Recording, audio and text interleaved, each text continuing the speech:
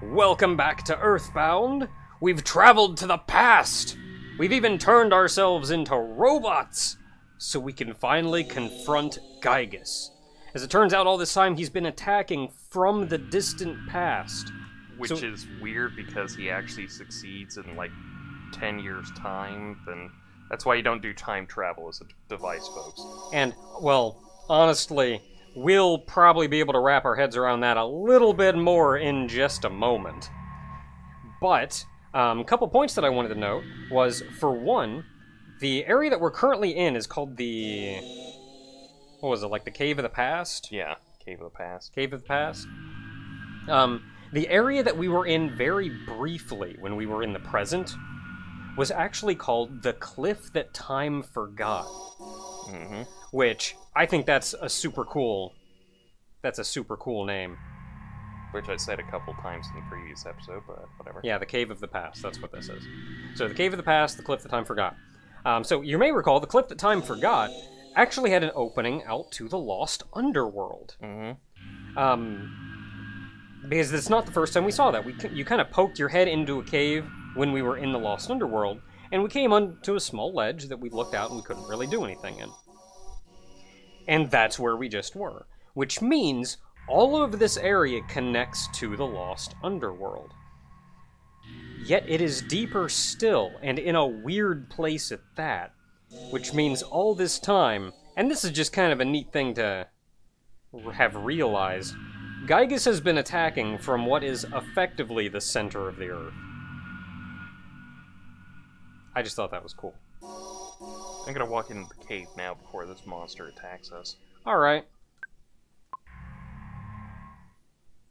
Because we got... Oh no, turn around, turn around! Because we got to the point where a bionic kraken hasn't attacked us, and I want to keep that going. Oh, so we're playing Doom early, I guess. Yeah, this is, something.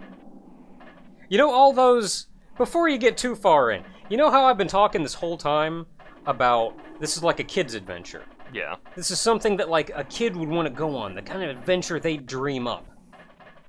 This is where that all breaks down. This is where it is that no longer. This is where the dad comes home drunk and just goes like, "Let me tell you about life, Sonny." And you go like, "I don't want it, Dad."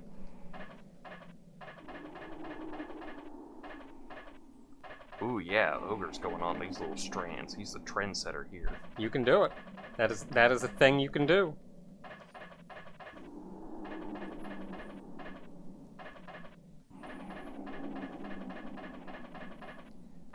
You missed one back there. It's gonna be worse because you know this is like the thing that triggers like the even more tough boss battle.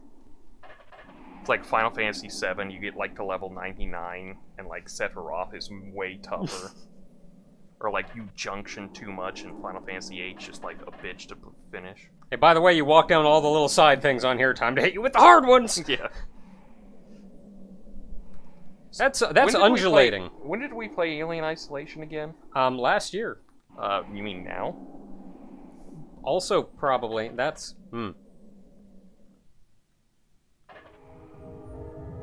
Guys, run.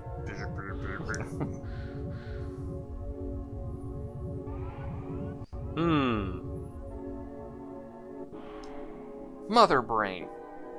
No, wait, somebody's taking that. Oh, man. I thought I smelled bacon. Thought I smelled poop. No, Homestar. I know. Oh, okay.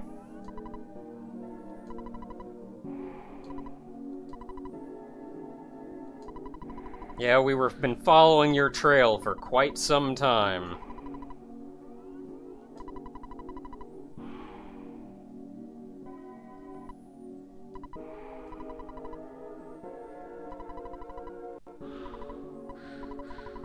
What's the point of making a machine that can predict stuff if you're just going to throw out the random things that completely undoes that prediction? I'm guessing, for one, this year, I think this actually is handled pretty well, being localized, but obviously this is the Japanese dropping of the honorific. But here... Oh, yeah. It was like a Giygas, Gigu-sama, or Gigu. Yeah, I think it's just... So, okay, I'll talk more on that, but in Japanese, he was, instead of Giygas, it was Gigu. Yeah. Gigu. I think there was like a line, so you had to like extend that first one. But it would have been like Gigu Sensei or whatever. I don't know. Sensei is teacher. I don't know what the friggin' word for. Sama means. Sama. There we go. Probably Sama. So it's like the highest honorific you can give. So, of course, that's the dropping of the honorific. It's showing that like I don't respect him enough to call him master. So like, man, he's a real sack of crap. And this is where things get rough. Also notice, it's heavily armed Pokey, but he's in a thing, and I've actually got kind of a lot to talk about here, so let me hurry through as fast as I can. Heavily armed Pokey, A, B, C, D. Heavily armed Pokey. For this first phase of the fight, you have two opponents, Giygas and heavily armed Pokey. Giygas has infinite HP. He also has a shield beta and PSI shield beta up, which means if you hit him, he will reflect anything you hit him with. Those shields also cannot be removed. So, not only can he not be killed, but anytime you attack him, you just hurt yourself. His attacks are Hammer Alpha and Hammer Beta. That's all he will do. So be prepared to get hurt a little. Your other opponent is heavily armed Pokey, which heavily armed Pokey, unlike Giygas, actually has HP. He has 2,000 HP, 999 PP, 145 offense, 255 defense, speed of 60, guts of 5. He's neutral to everything, though he is oddly susceptible to brain shock. Like how susceptible? 99% probability of success. Oh, well, might as well give it a shot then. So Pokey's moves are he can discharge a very stinky gas, which lowers the target's offensive defense. He's basically farting. He can also charge forward, which just does a lot of damage. Yeah, he just farted. And he can tear into the target, which also does a lot of damage. So the other... There's a lot going into the end of this fight. I made Pokey feel strange, but then I smacked him with the bat and he went back to normal. Oh. So I guess it's not really... Oh, I guess it was just one big move. I want you to keep in mind here, the multi-bottle rockets are the things we've been talking about that end bosses here. Pokey is one of only 2 bosses that has a resistance to them. The other one is the thing behind him, so...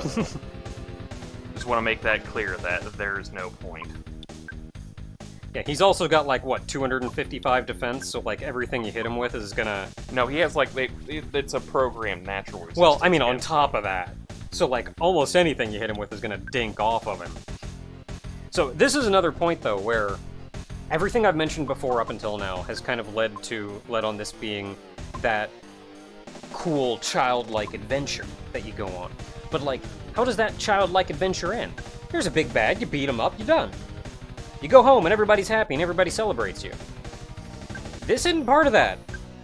In fact, this is getting... Honest to goodness, looking at Pokey, that's a little,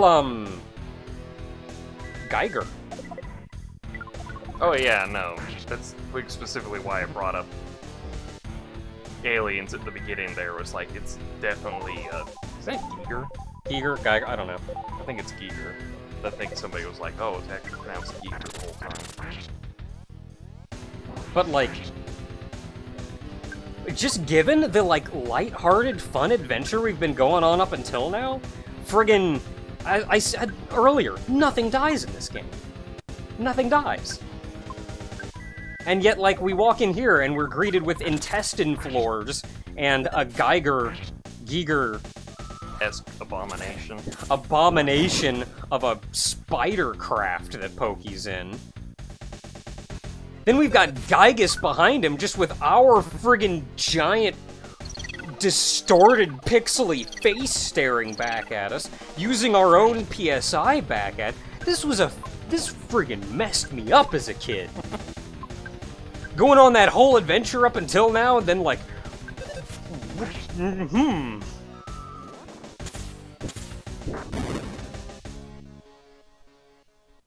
Man, that shield's been helpful as all hell here. Yeah, so again, reminder, Pokey has 2,000 HP. And for the first phase of the battle, all you can do is beat up Pokey. You have to defeat him. That's 2,000 HP damage. You have to defeat Pokey in order to progress the fight. Because you can't do anything to Giygas.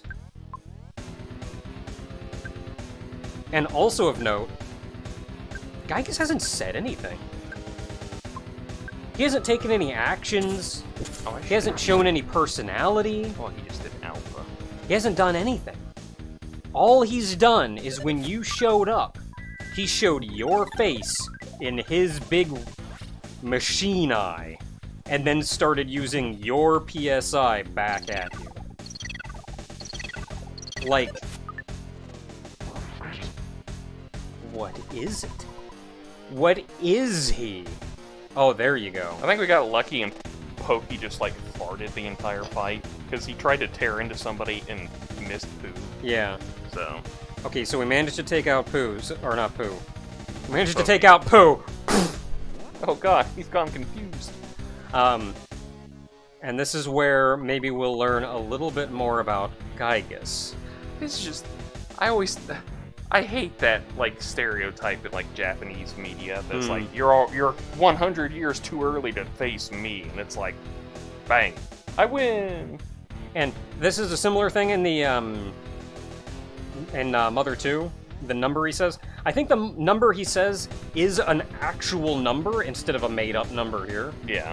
But the actual number that he used was, especially at the time, just kind of the number you used when you meant an unrealistic number. Yeah, I think from what I remember, they usually do like 1,000 of 1,000, so it's like 10,000. So it's like, it's technically an actual number, but the meaning behind it is this like fake, unreasonable, unreachable number. That's what. So like, that's actually a decent translation for that's that. like what bonsai is. Bonsai is like long. It's like actually like 1,000 years or something like that, but it translates into long live this person. Ora?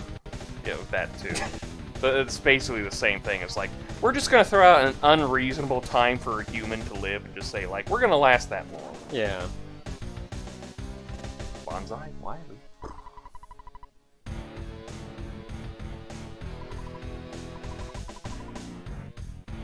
Yeah, so this is just a machine that Giygas is in. We haven't actually seen Giygas. Oh, please, it's boss battle. You're not supposed to run from those anyway.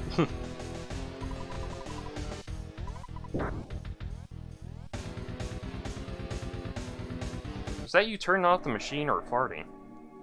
Oh, I think he just farted. I think he just pooped himself. Pooped him. You homo society. Still? You've already killed me. Yeah, okay, that's a little weird. We're getting there.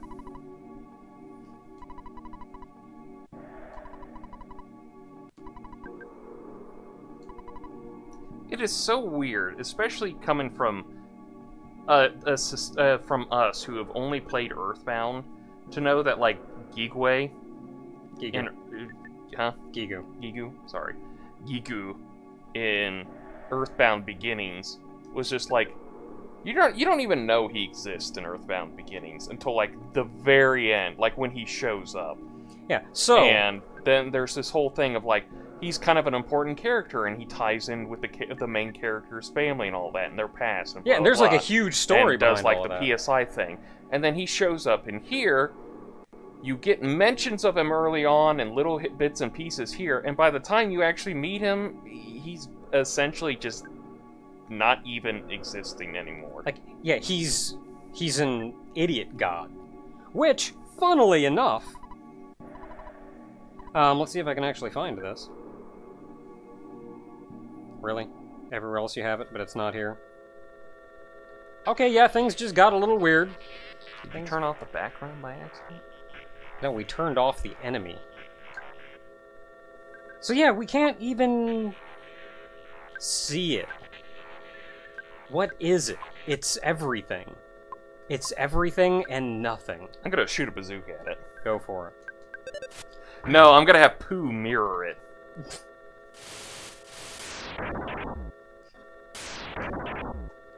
So at this point in the fight, Giygas.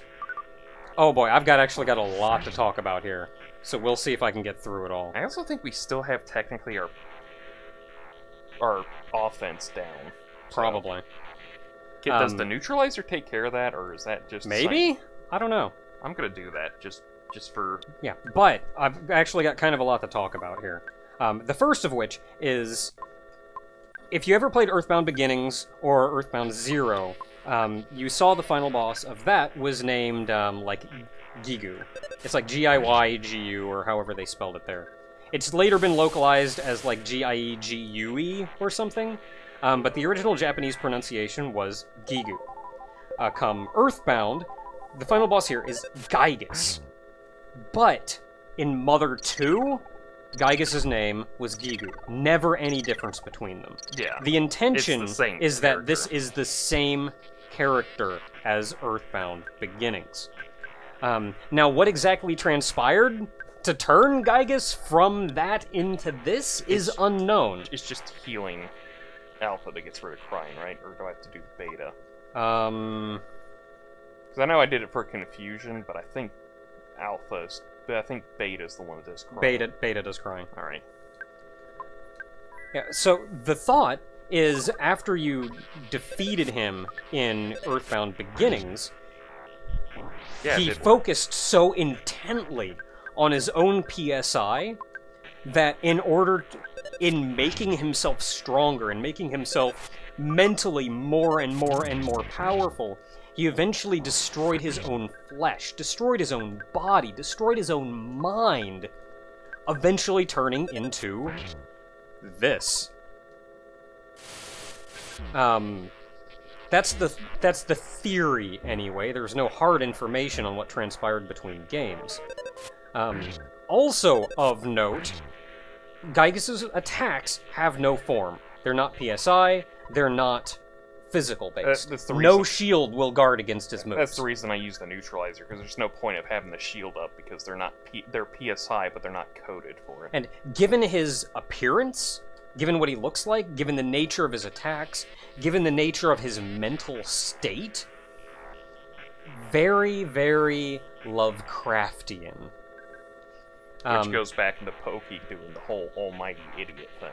Which, there is actually a Lovecraftian god named Azathoth. Azathoth. Which I believe, if my Lovecraftian knowledge is on point, is actually like the god above all. Like, he is the most powerful, the strongest of all Lovecraftian creatures. Like the oldest of the old ones kind of thing. All of existence is but a dream to him. And there's a lot that goes on to keep him asleep. There are other Lovecraftian gods playing music at all times to keep him asleep. So what you're telling me is I should not play the Ballad of the Windfish. Do-do-do. Because, of course, if he wakes up, all of existence just goes away. But he's called the Idiot God. Which goes back to what Pokey mentioned before about Giygas being an almighty idiot. I think he hit us with a cold attack because it solidified Pooh for a turn. He hit you with Flash. Effectively Flash. Flash. Flash does solidify. Yeah. Okay. And Flash can have any assortment of moves. But one of the things that Giygas can do in his incomprehensible attacks is Flash Omega. And I think this is another neat thing, because this kind of goes to true Lovecraftian creatures.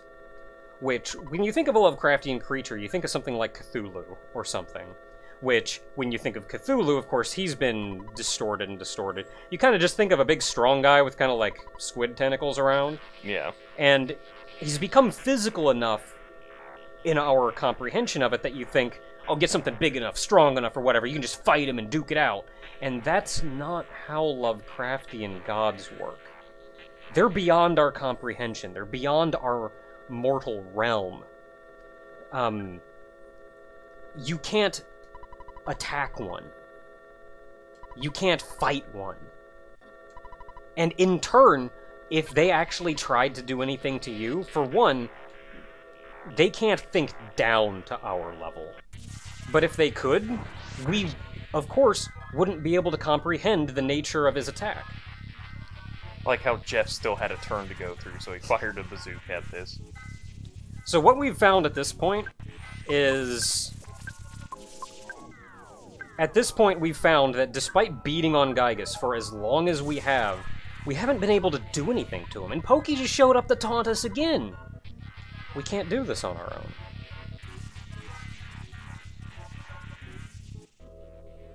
Like that the whole time, prey option has been there, and it does various things, like sometimes helpful, sometimes not, and now it's like, oh, it actually does something. Yeah, you have to pray. This is all you can do. It's the only way we're going to get out of this. I mean, I think, like, you could probably strong-arm it, but I think that's a little more than you care for. No, you couldn't, actually. I thought there was a way you could strong-arm. There is a glitch. Oh, yeah, the GBA one. Yeah, there is a glitch in the Game Boy Advance version where you can actually, effectively kill Giygas. But it's, of course, a glitch. Yeah.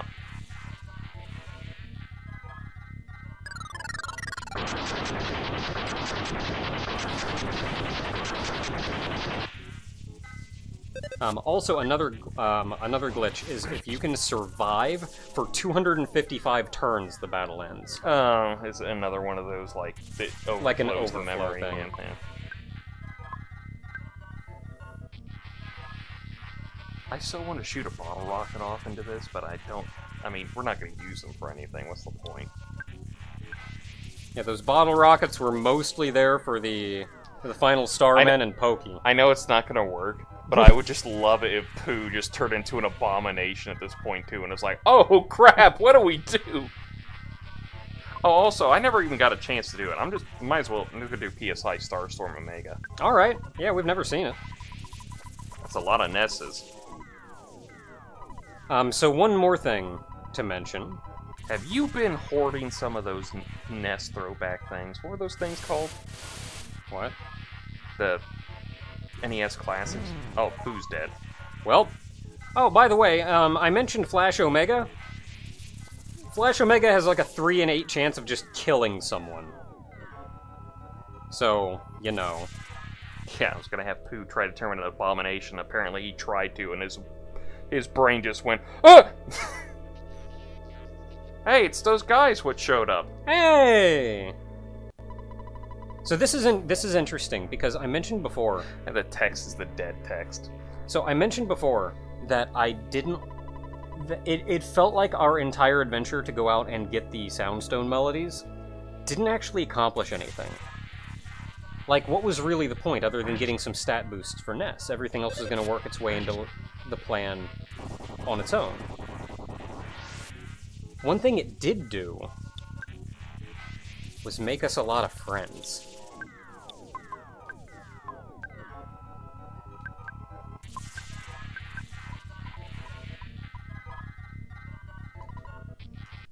So there are a couple other bits of information that I can give about this fight. Oh yeah, see, it does revive him.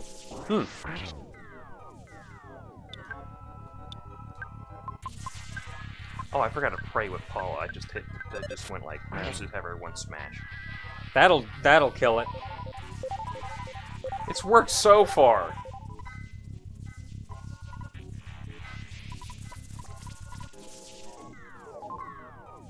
Trying to see if I can get to that 55th round and see what the game just blows up. Takes your computer with you. Yeah, so there are a couple other things that I want to mention going in here, and one is that one of the largest inspirations for Giygas was, of course, and this is pretty common knowledge at this point, but it was a Japanese movie called The Military Policeman and the Dismembered Beauty, where, as a child, Itoi accidentally walked into the wrong movie theater, and he managed to see what he at the time thought was a rape scene, what it ended up being, and he has admitted, because there's a lot of inconsistencies between what he's recalled about it and what actually happened in the movie. He's admitted his memory of it is fuzzy. Yeah. But what he thought at the time was a rape scene was actually just a love-making scene, but that scene turned into a murder. And that is what inspired a lot of what's going on here, a lot of the uncomfortableness, the repetition of Ness's name.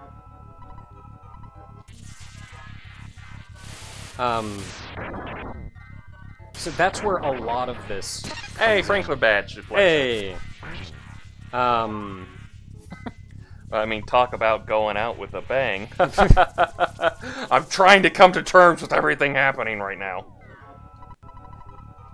There are some other interesting theories about what's going on. Some of which have actually been confirmed, and some of which have been not. Hey, it's Tony. Hey! But one of which is, in the Devil's Machine, people came to the idea that maybe that was Ninten's face instead of Ness's. I mean, it would make sense. Yeah, Like, Ninten was like the only thing he knew. Because Giygas has never seen Ness before. Well, he's only seen Ninten. But looking at it, it's Ness's face. It's straight up Ness's face. And it's also pretty reasonable that he's seen Ness's face through the Apple of Enlightenment. The dude wants to destroy Ness in the past. He knows what he looks like. He's pretty much devoted what's left of his mental purpose to destroying Ness. He knows what Ness looks like. And given the state of what Giygas is, it's pretty reasonable to assume that he exists outside of time-space. Don't you do it, Pooh. Which makes sense why things get so wonky with things can happen in the future, things can happen in the past, things can happen in the present, things are inconsistent between them. And I think that's just because Giygas himself he exists outside of time-space.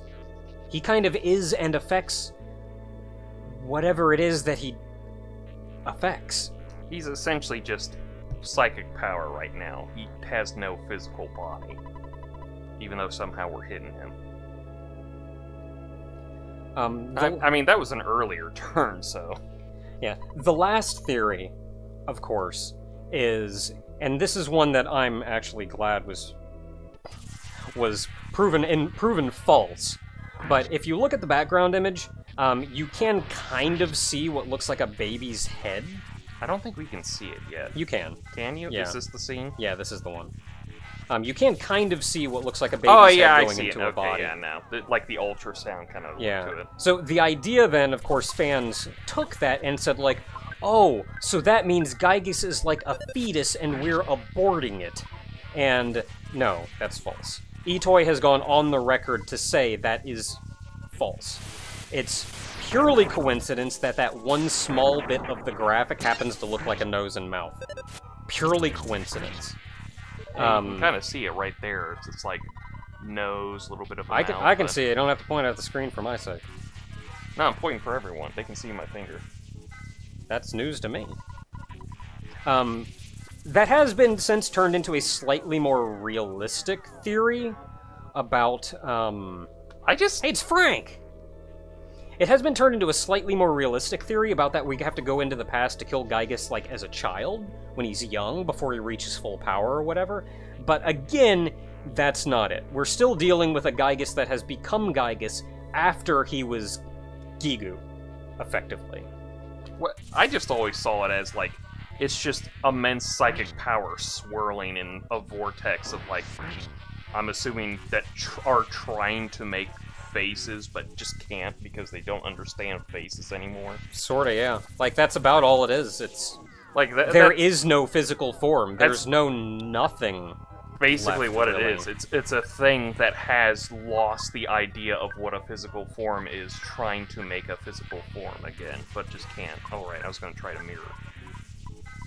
As long as he doesn't get flash dead around here. I think it's probably the trigger. It's like you try to mirror and he just goes like, no, dead. So there is a chance that Giygas will waste a turn and just say Ness's name a lot.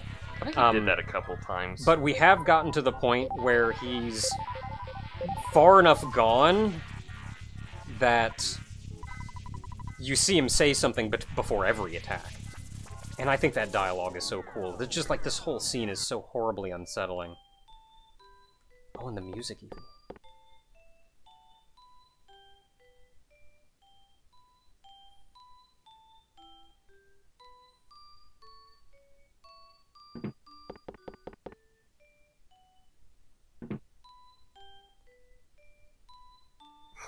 I thought that was Dad.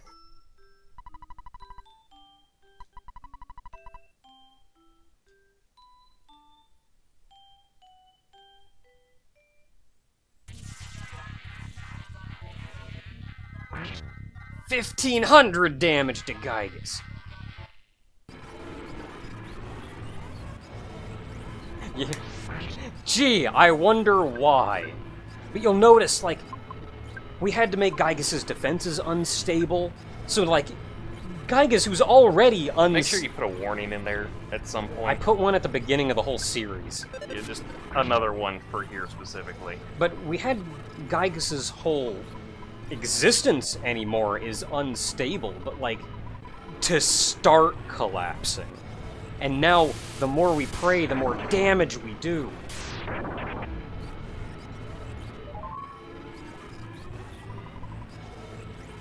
It's definitely more pronounced here.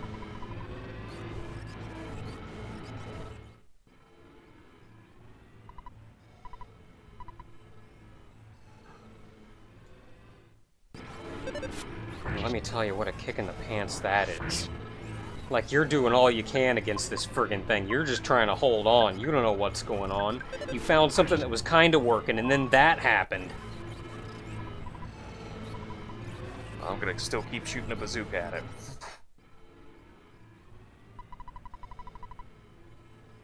Uh-huh.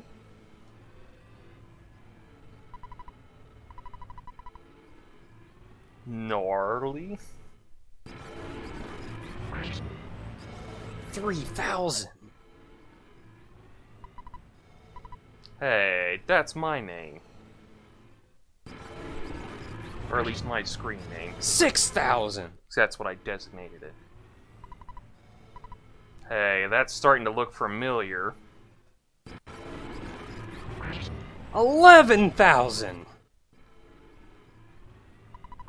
It's that thing I put in! It's us! We're doing it! We want him to make it! 27,000!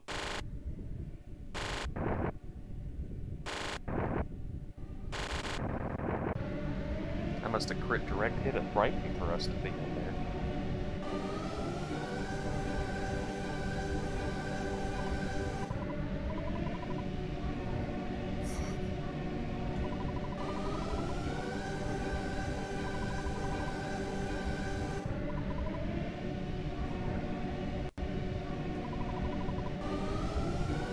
It's still us!